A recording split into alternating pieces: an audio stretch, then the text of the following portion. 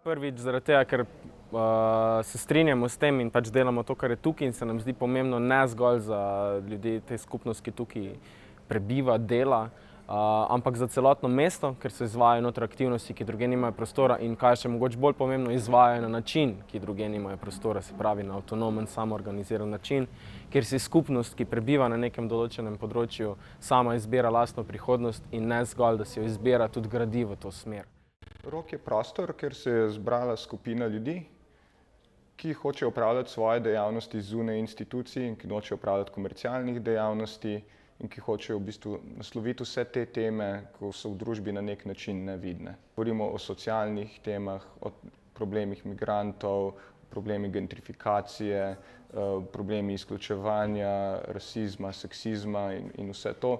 Stvari, ki se jih ne da rešiti preprosto preko razpisov in preko uradnih institucij, ampak ki morajo priti od spodaj, od ljudi.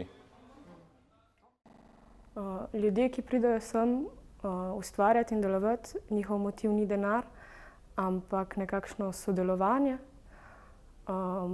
stik med ljudmi in neka ta skupinska kreativnost, ki se pač tukaj ustvarja. Podpora, ki jo imamo potem drug od drugega, samo s tem, da vsi skupaj ustvarjamo. Ni tekmovalnosti.